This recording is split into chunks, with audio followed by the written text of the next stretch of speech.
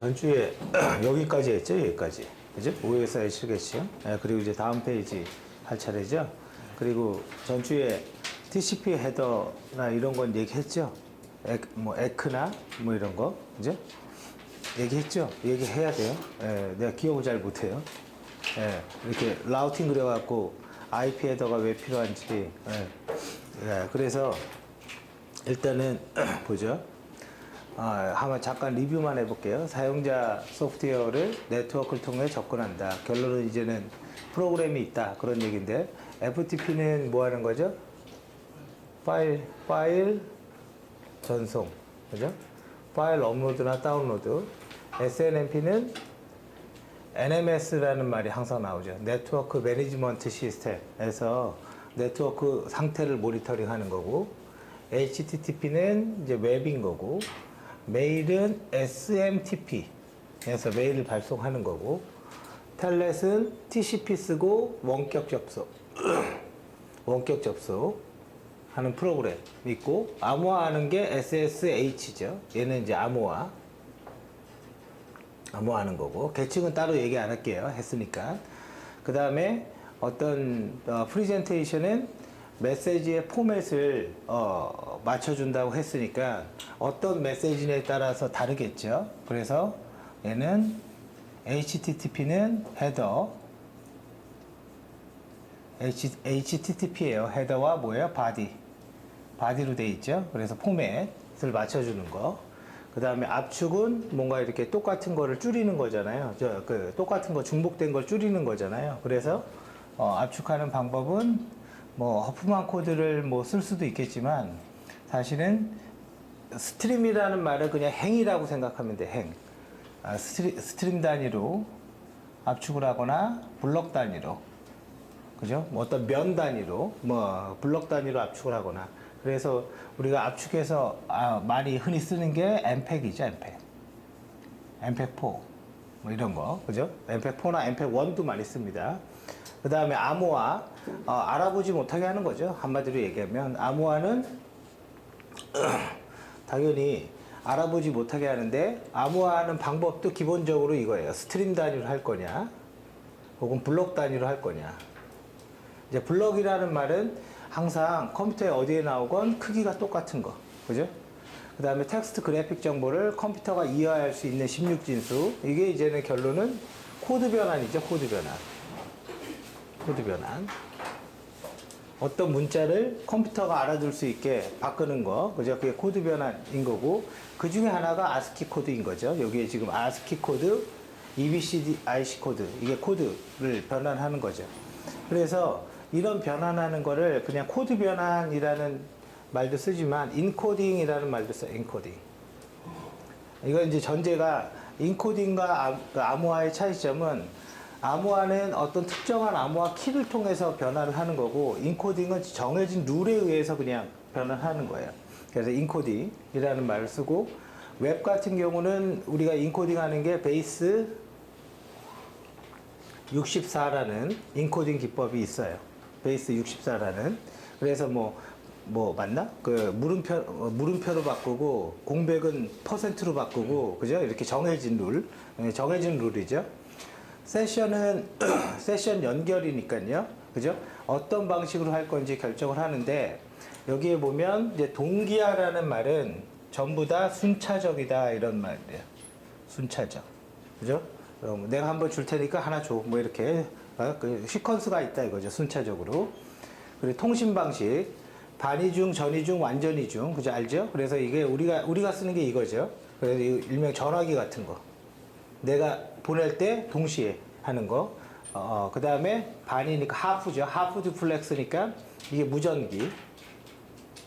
그러니까 전 하니까 이게 좀 더 어려운데, 심플렉스죠. 심플렉스. 한쪽으로만. 한쪽. 그죠? 그러니까 보내기만 한다 이거죠. 받는 건 안 되고. 자, 그 다음에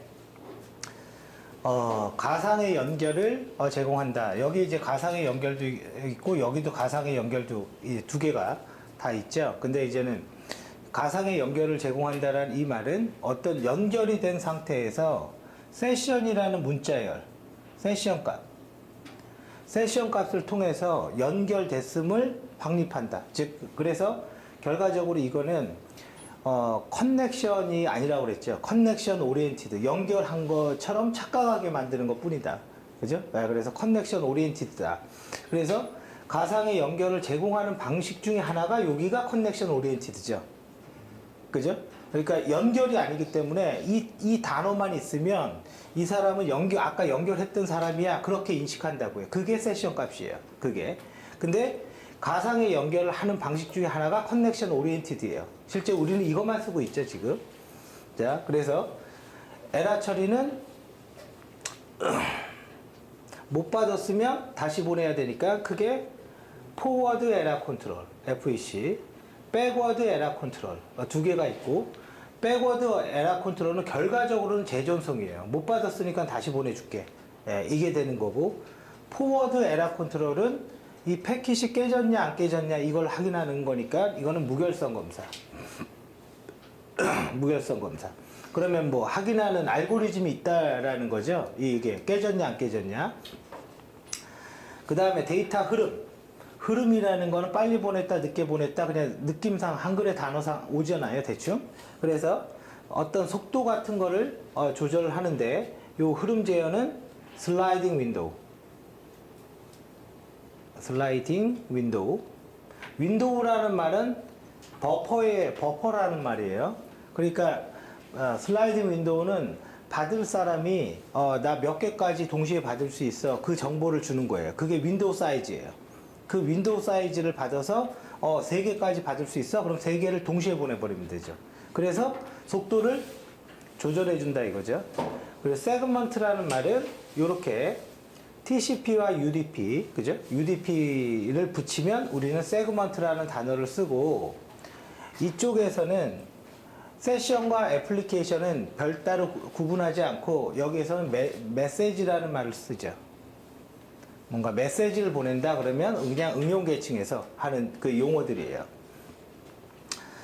자, 그리고 흐름을 가능한 논리적 연결을 한다. 그죠? 여기 논리적 연결이죠. 피지컬 연결이 아니잖아요.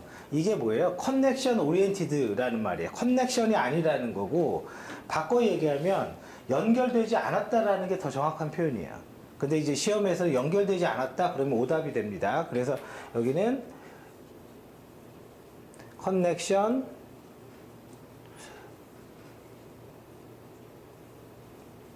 오리엔티드, 연결 지향이다 뭐 이런 말을 쓰죠. 연결한 것처럼 착각하게 만들었다, 이런 말을 쓰는 거고요. 그리고 신뢰도, 품질 보증, 오류 탐지 이런 거는 사실은 이런 거를 할 수 있는 방법은 이 에러 처리 때문에 그래. 에러 처리. 이런 것, 이 줄은. 그죠? 이 줄은 에러 처리를 하니까. 못 받으면 다시 보내주니까. 그 다음에 멀티플렉싱 그래도 되고, 디멀티플렉싱. 항상 멀티플렉싱은 디멀티플렉싱하고 같이 있어요. 그래서 이놈은 2의 n개의 신호, 그러니까 여러 개의 신호가 동시에 들어왔을 때 중첩해서 보내는 방식인데 한 개의 신호로 보내줍니다. 그런 다음에 다시 도착하면 디멀티플렉싱은 1을 다시 2의 n으로. 그러면 이 말의 의미는 이런 거죠. 프로그램 여러 개가 동시에 메시지를 보내도 어떻게 해요? 실제 선로는 하나밖에 없는데 그게 섞이지 않고 들어간다 이거예요. 그리고 다시 원래대로 풀어준다. 목적지에 맞게. 그래서 그걸 먹스, 디먹스 장비라고 하고, 이 장비의 대표적인 예가 모뎀입니다. 모뎀. 네, 먹스, 디먹스. 자, 그 다음에 네트워크 계층. 그래서 여기는 이제 세그먼트가 되겠죠. 네트워크 계층은 기본적으로 경로, 어디로 갈 건지, 그죠? 경로를 결정하는 거고, 그 경로를 결정하는 과정이 라우팅이라고 얘기하는 거죠. 네, 경로를 결정하는 과정이. 그래서 우리 명령 중에 윈도우에 라우트라는 명령이 있습니다. 이 라우트라는 커맨드가 CMD에 있어요. 명령 프롬프트에. 그럼 라우팅 테이블을 확인할 수가 있고요. 그래서 경로를 결정하는 기준이 뭡니까? IP 주소를 가지고, 목적지의 주소, 이걸 가지고 경로를 결정하는데, 이 알고리즘은 최단 경로죠.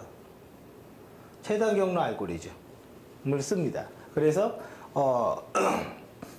인접 노드를 방문한 다음에 그 방문한 정보를 가지고 거리값이 가장 짧은 거. 근데 거리라는 그 말의 기준이 통과하는 라우터의 수의 개수일 수도 있고요. 실제 통신의 속도일 수도 있어요. 거리라는 말이. 그러니까 우리가 거리하면 멀다, 짧다 이렇게 생각하잖아요. 그죠? 그래서 통과할 수 있는 라우터의 수로 결정을 하면 그게 TTL이죠. 통과할 수 있는 라우터의 수가. 그죠? 이 값이 짧은 쪽으로. 그러면 거리 기반 알고리즘이 되는 거고, 어떤 비용이라는 거는 가장 기본적으로 중요한 게 응답 속도예요. 내가 보냈더니 몇 초 안에 응답이 오더라. 그죠? 그걸 가지고, 코스트를 가지고 계산할 수도 있고, 계산할 수도 있어요. 그래서 이거는 뭐예요? 거리 기반 알고리즘이라고 그러고, TTL 갖고 하는 거는, 이거는 뭐예요? 링크 스테이트, 링크 상태 알고리즘이라고 얘기를 하는 거죠. 그래서 이 링크 상태를 갖고 만든 프로토콜이 OSPF라는 알고리즘이고, 거리로 만든 게 RIP라는 프로토콜이 되는 거죠. 그죠? 데이터의 흐름을 조절할 수 있고요. 주소 지정 메커니즘, 그러니까 주소를 지정할 수 있다. 이건 IP 헤더를 붙인다, IP 주소를 붙인다. 그런 얘기 보면 되고, 네트워크 노드에서 전송되는 여기 패킷이라는 말이 있죠. 이 패킷이라는 말은요, 뭐 다른 건 아니고 네트워크 계층에 보내는 모든 메시지를 패킷이라고 그래요. 그래서 패킷은 몇 가지 특징이 있는데, 계층이 네트워크고 크기가 고정입니다. 고정 길이. 그러니까 패킷이라는 말은 그냥 일반적으로 쓰는 범용어고, 이거를 인터넷으로 말하면 그 패킷의 이름이 데이터그램이 되는 거고요. 이거를 ATM이라는 통신 방식으로 말하면 그 패킷의 이름이 셀이라는 게 되는 거예요. 그러니까 패킷은 어떻게 보면 그냥 어디에서나 그 먹히는 단어라고 보면 되죠. 이해되시죠? 그래서 우리는 흔히 패킷 이런 말을 많이 써요. 근데 패킷 이꼴 인터넷은 아니라는 거예요. 그죠? 예, 근데 그래서 그냥 쉽게 해석 안 해도 됩니다, 사실은. 그래서 어떤 노드가 전송되는가를 볼 수가 있고요. 자, 그래서 관련 프로토콜이 IP 주소, 그 다음에 에러 처리, 에러를 탐지하고 보고하는. 어떻게 에러를 탐지하고 보고해요? 한번 보내보고 응답이 오면 에러가 없는 거로 보는 거죠. 그죠? 그래서 ICMP. 그 다음에 IP 주소를 맥 주소로 바꾸는 ARP. 그죠? IP 주소를, 논리적인 주소를 갖다가 어떻게 해요? 기계어 주소. 그죠? 바꾸는 ARP. 반대로 맥을 IP로 바꾸는 RARP. 이런 것들이 있어요. 그리고 마지막에 IGMP는 사실은 TCP/IP 프로토콜 구는 아니고, 이거는 그룹 관리예요, 그룹. 그러니까 약자가 인터넷 그룹 멀티캐스트 프로토콜이니까 얘네들만 받아. 이거 할 때. 그죠? 인터넷 그룹 멀티캐스트 프로토콜이니까. 자, 그래서 라우팅 프로토콜이 있고, 이 끝에 여기 BGP라고 얘기하는 거는, 이 AS라는 말을 쓰는데, 어노니머스 시스템이에요. 근데, 아니, 어노니머스가 아니지. 어노니머스가 아니라, 오토몬가? 이거 좀 이따 한번 뒤에서 볼게요. 이거는, 라우팅 그룹을 얘기하는 거예요, 그룹. 여러 개 군 하나. 이 그룹 간의 라우팅 프로토콜이 BGP예요. 그룹 간에. 그러니까 여태까지 라우팅은 라우터끼리 이렇게 묶어둔 거 있죠. 요 안에 해서 라우팅 하는 거는 RIP나 그 OSPF고, 여기와 옆방과 하는 거는 BGP다 이거예요. 망과 망이라고 보면 되죠. 망과 망에. 자, 그래서 사실은 이 단어를 대부분 다 해석하면 굉장히 많은 내용이 있어요. 그냥 딱딱 요약돼서 이제는 그냥 보면 되게 어렵죠. 사실 요약돼 있으니까 이거 자체가. 자, 그리고 이제 다시 위로 가보죠. 아이고. 자, 데이터 링크예요. 자, 여기에서 일단 메시지 붙이면 데이터그램, 인터넷이니까. 자, 데이터 링크는 물리적 주소를 결정하는데 IP를 물리적 주소로 바꾸는 거죠. 그래서 맥 어드레스가 있는 거죠. 맥이 있고, 얘는 48비트 크기가. 그리고 에러 제어하고 흐름 제어하고 똑같이 합니다. 이거 어디에서 했죠? 저기에서. 트랜스포트에서 했죠, 아까. 그죠? 아까 이 말, 저기에도 있었어요, 위쪽에도. 이건 뭐냐면 이런 의미예요. 도로를 처음 만들 때는 땅을, 찾기를 어떻게 만들지 모르니까 아스팔트를 깐 다음에 자꾸 여기서 에러가 나는 거예요. 땅이 비만 오면 파이고. 그러니까 초창기에는 구간별로 에러를 다 찝은 거예요. 근데 어느 정도 지금쯤 되면 이제는 뭐 고속도로 하나 만들면 웬만하면 쭉 깔고 대충 점검해도 이제 에러가 없다 이거지. 그죠? 도로가 좋다 이거지. 그래서 그 다음부터는 어떻게 해요? 끝과 끝만 찍은 거예요. 그래도 뭐 웬만해서 안 나니까. 이제 그러다 보니까 구간별로 이렇게 다 찍으면 좋기는 한데 이걸 검사하는 것 자체가 다 부하죠. 그죠? 부하입니다. 그래서 이런 부분에 옛날 프로토콜이 있는데 그게 X.25예요. 얘는 에러 처리 기능이 엄청나게 많아요. 왜? 툭하면 에러가 나니까. 근데 이게 다 부하예요, 부하. 이게 부하니까 얘가 하는 어떤 에러 처리의 오버헤드, 너무 그 부하를 좀 줄이자를 만드는데 그게 프레임 릴레이예요. 그게. 그래서 프레임 릴레이는 X.25의 에러 처리를 간편화시킨 거예요. 간편화시킨 거고요. 그리고 이 다음에 나오는 게 뭐죠? ATM입니다. ATM. Asynchronized Transfer Mode. 이거는 커넥션 오리엔티드가 TCP라고 했죠. 얘는 버추얼 서킷. 서킷은 뭐죠? 전화기 연결하고 보내는 거. 근데 가짜로 연결한 것처럼 착각하겠다. 그런 거죠. 그래서 ATM은요. RSVP라는 자원 예약 프로토콜이 나오는데 네트워크의 대역 있죠? 그러니까 100메가야. 그럼 10메가는 나 혼자 쓸 거니까 아무도 건들지 마. 딱 점유해버리는 거예요. 그러면 이거를 딱 점유해버리면은 경로 다 잡혀 있고 여기는 내 전용의 찻길이 만들어지는 거잖아요. 그 다음부터는 보내기만 하면 되죠. 그래서 고속의 트랜스퍼를 할 수가 있어요. 이게 지금 발전된 게 나오는데 이게 더 발전됐습니다. 지금은 MPLS. 멀티 프로토콜 라벨 스위칭. 얘의 헤더는 프레임이 아닙니다. 얘의 헤더는 라벨이에요. 그럼 자체적으로 만든 거죠. 그래서 이런 걸 다 해서 그냥 패킷을 하는 거예요. 그냥 다 해서. 자, 그래서 얘도 RSVP라는 자원 예약 프로토콜 쓰고 이 기능을 VPN에서 썼어요. VPN 뭐 하는 거예요? 암호하는 거죠. 암호해서 안전하게 보내는 거죠. MPLS VPN 이렇게 붙이는 거예요. 그러니까 얘가 진짜 좋은 거죠. 얘가 가장 좋은 거예요. 자, 그러니까 얘는 네트워크의 구성상 집 안에서 쓰는 게 아니라 집과 백본망, 그죠? 그 사이에 쓰는 게 아니라 백본 내에서 쓰는 거예요. 왜? 거기가 제일 많잖아요. 그죠? 네, 거기가. 자, 그래서 그렇게 되어 있는 거고. 자, 데이터 링크에서 붙이는 모든 것들을 프레임이라고 불러요. 이제 이 프레임이 자, 하이 데이터 링크 컨트롤이라는 통신 방식이 있는데 이거는 우리가 평상시에 볼 수가 없어요. 이 단어를 듣는 거는 오직 하나밖에 없어. 정보 처리 기사. 정보 처리 기사에서 이게 나오거든요. 근데 이게 있는데 이거는 데이터 링크 전용 프로토콜이에요. 그리고 얘는 비트 단위로 보내. 몰라도 돼요. 비트 단위로 발송을 합니다. 그러면 얘도 프레임이 있고 우리가 쓰는 인터넷도 프레임이 있겠죠. 그죠? 그러니까 여기는 다 그냥 용어 자체가 뭐예요? 얘가 패킷이면 얘는 프레임이에요. 근데 우리가 대부분 인터넷을 많이 쓰니까 이 프레임을 그냥 인터넷이라고 생각을 하는데 그게 우리가 쓰는 게 이더넷, 정확히 말하면 이더넷 프레임이죠. 이더넷 프레임이고 이 이더넷 프레임을 IEEE가 표준화해서 도장을 딱 찍어줬어요. 그게 IEEE 802.3 이 프레임의 구조를 이 포맷 예, 802.3으로 박은 거고요. 여기에는 우리가 대충 상상하는 것처럼 맥 주소가 있고요. 소스의 맥 주소, 데스티네이션의 맥 주소가 있고 당연히 데이터가 있어요. 보내야 되니까 위에 거 보내야 되니까 데이터도 있겠죠. 그리고 이 프레임이 만약에 잘못되면 깨졌는지 안 깨졌는지 뭔가를 하기 위해서 프레임 체크 시퀀스라는 FCS라는 비트가 들어가 있어요. 이걸 갖고 검사해봐라. 그런 거예요. 이걸 갖고. 그러면 그게 FCS입니다.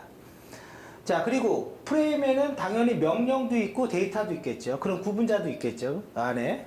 자, 그러면 우리가 이제 스니핑이라는 걸 하면 네트워크에 날아다니는 뭔가를 이렇게 잡아내는 게 스니핑인데 스니핑은 맥 주소까지만 됩니다.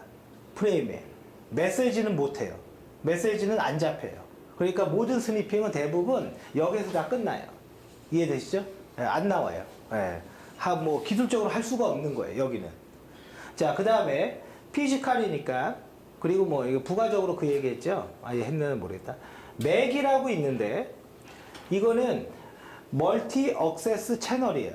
이거는 여기에 맥 어드레스가 아니에요. 완전히 다른 거예요. 데이터 링크 계층의 핵심은 사실 이거예요. 근데 이제는 일반 교재에는 잘 없죠. 잘 없어요, 이게. 근데 이걸 왜 얘기하냐? 봐보세요. 1대1로 통신하는 경우도 있고, 1대 N으로 하는 경우도 있고, 인공위성을 갖고 하는 경우도 있고, 그죠? 통신이라는 건. 그죠? 유선을 갖고 하는 경우도 있잖아요. 그런 경우에 따라서 어떻게 하는 게 가장 효율적이냐? 그거를 만드는 게 맥 프로토콜인데, 그 중에 하나가 랜덤 억세스 방식이 있어요. 랜덤 억세스. 그냥 말 그대로예요. 랜덤하게. 멋대로 하더라. 그게 뭐냐면, 우리의 그 랜 있죠, 랜. 무선 랜, 유선 랜 있죠. CSMA, CD, CSMA, CA. 이거는 유선 랜, 이거는 무선 랜에서 사용하는 맥 프로토콜의 이름이에요. 이게. 그러면 이거는 뭐냐? 이거 뒤에서 보면 되고. 이거 큰 분류만 잡는 거니까. 그래서 맥 프로토콜에 이거 말고 또 하나가 있는데요. 하나가 채널 파티션 기법이 있어요. 채널이라는 거는 뭐예요? 사용자에게 서비스하는 단위.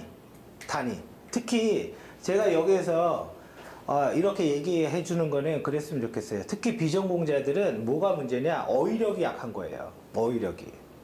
그죠? 전문가와 비전문가의 차이점은요, 어휘력밖에 없습니다. 사실은 어휘력이 큰 차이예요. 그래서 그 어휘력을 하려면 좀 반복적으로 이 단어들을 익숙해져야 됩니다. 그러면 입으로 많이 뱉어야 돼요. 입으로. 그 어휘력만 되면 나머지는 아무것도 아닙니다. 정말. 예. 우리 가끔 가다가 뭐 이렇게 회의할 때 그런 거 하죠. 교수님 하면 이렇게 세련된 용어를 써요. 중간에 영어 쭉 쓰고. 그거예요. 그게 어휘력이에요, 그게. 근데 그거를 모르는 사람 앞에서 그러면 좀 그렇고, 아는 사람끼리 만날 때 그런 어휘를 써야죠. 그죠? 자, 채널 파티션이 있는데, 채널 파티션이라는 거는, 채널이라는 게 사용자에게 서비스할 수 있는 단위라고 했으니까, 채널을 파티션, 나눴다라는 거죠? 뭐죠? TV 채널, 뭐야? 11번, 9번, 7번. 뭐예요? 중간에 번호 없잖아요. 그죠? 중간에 유선이죠. 가만히 보면. 케이블 TV잖아요. 이 채널이 사용자가 통신할 때 사용하는 점유 단위예요. 근데 이게 칼처럼 끊어지는 게 아니라 옆에 붙어 있으면 서로 간섭을 주니까 중간에 비워두는 거예요. 그래서 채널을 파티션했다. 그래서 여기 나오는 게 FDMA. 주파수, 프리퀀시가 주파수입니다. 프리퀀시의 디비전, 나눴다. 주파수 100메가를 10메가짜리 10개로 끊어버렸다. 그러면 10명은 안정적으로 통신하겠죠. 그죠? 그 다음에 나오는 게 TDMA. 100메가를 10메가로 끊어버리면 10명만 안정적으로 쓰는 거잖아요. 근데 수백 명이 써야 돼. 그럴 때는 문제가 되니까 타임 슬라이스 단위로 나눴다 이거야. 이렇게 끊지 않고 시간 할당량 단위로. 그게 TDM이에요. 그 다음에 이제 나오는 게 CDMA. 안 나눴다. 안 나누고 구분자가 있는 거야. 그 구분자가 코드 값입니다. 그러니까 동시에 우리가 떠들어도 된다. 왜? 알아듣는다 이거죠. 나한테 오는 말들은. 근데 너무 많이 떠들면 못 알아듣죠. 그래서 CDMA는 기본적으로 노이즈에 약해요. 너무 많은 신호가 들어가면 그때는 알아들을 수가 없어요. 코드 값으로 분할했다 이거죠. C가 코드니까. 자, 그래서 여기에 맥이 있고, 그 다음에 이제 피지컬은 전기를 이렇게 쏘는 거죠. 근데 전기라는 게 한두 끝도 없이 날아가는 게 아니니까 중간중간에 뭐가 있어야 돼요? 증폭기가 있어야 돼요. 증폭기가. 저 약해진 전기 신호를 올려주는. 그래서 여기에서는 사실은 배울 게 리피터라는 게 전기 올려준다 그 말밖에 없어요. 자, 그래서 동축 케이블이나 광섬유. 광섬유 우리 뭐라고 그래요? 파이버 채널. 파이버 채널. FC 하는데 광섬유. 파이버 채널이라고 얘기하죠. 자, 그리고 광은 얘기한 것 같은데, 이거 여러분들이 좀 얘기를 해줘야 돼요. 내가 요새 강의가 많아서 어디에서 뭘 얘기하는지 잘 모를 때가 있어요, 지금. 무슨 말인지 이해되죠? 예. 광은 당연히 빛으로 쏘는 거예요. 그래서 빛의 반사로 쏩니다. 이렇게. 이해되죠? 그죠? 그러니까 여기는, 안에는 비어 있어요. 그럼 이쪽에 유리가 있는 거죠. 위아래로. 그죠? 빛의 반사니까 이 케이블은 이렇게 꺾어버리면 안 되죠. 그죠? 그래서 얘는 함부로 꺾으면 안 돼요. 근데 이대로 얘기하면 한순간에 하나밖에 못 쏘잖아요. 빛에는 뭐가 있어요? 색깔이 있어요. 빨주노초 파란보 무지개. 그 무지개예요. 이거를 이렇게 중첩해서 쏘는 거야. 색깔별로. 그래서 이거를 7개까지 중첩하는 거를 WDM 장비라고 해요. 웨이브겠죠. 웨이브 디비전이에요. 그죠? 자, 그러면 100메가를 7개 한다면 100메가를 7로 나눈 개수밖에 못 쏘겠죠, 당연히. 그죠? 근데 이거를 이거 이상 나누고 싶어. 그러면 빨주노초 파란보에 좀 이렇게 물감 섞으면 어정쩡한 색깔이 있잖아요. 그거를 7개 이상 나누는데 그게 DWDM이에요. DWDM. 이게 기업에서 많이 쓰는 장비죠. DWDM이. 예. 그래서 일명 파장분할 장치예요. 파장분할 장치. 광의 파장을 나눈다. 예, 말 그대로. 자, 그래서 이런 것들이 OSI 7계층인 거예요. 그러니까 하나하나 다 해석하면 굉장히 배울 게 많은 거고, 이게 기본이 되고 근간이 돼요. 자, 그리고 여기는 비트겠죠. 당연히. 전기를 쏘는 거니까. 그죠? 그리고 이쪽으로 내려오면서 하나씩 헤더를 붙이는 걸 뭐라고 그래요? 캡슐화. 그죠? 도착하면 이걸 띄워야 되죠. 그죠? 여기는 사실 헤더가 없어요. 피지컬은 전기로 쏘기만 하는 거니까. 이걸 띄는 거를 언캡슐화. 그게 보안기사 기출 문제죠. 그리고 SSL이 암호화인데 SSL이 주로 동작하는 계층은 어디냐 그러면 트랜스포트. 자, 이제 넘어갑니다. 뒤로. 그래서 요게 할 차례죠. 직렬은 직렬 전송과 병렬 전송이 있는데 사실 이 부분은 보안기사 시험에 나오지 않습니다. 네, 이거는. 근데 다른 거를 이해하기 위해서 대략적으로만 이해하시면 될 것 같아요. 직렬 전송이라는 거는 이렇게 생각해 보세요. 원래는 이거예요. 전기선을 이렇게 꽂았어. 이게 직렬이에요. 이게. 근데 전기선을 이렇게 꽂고 요거를 이렇게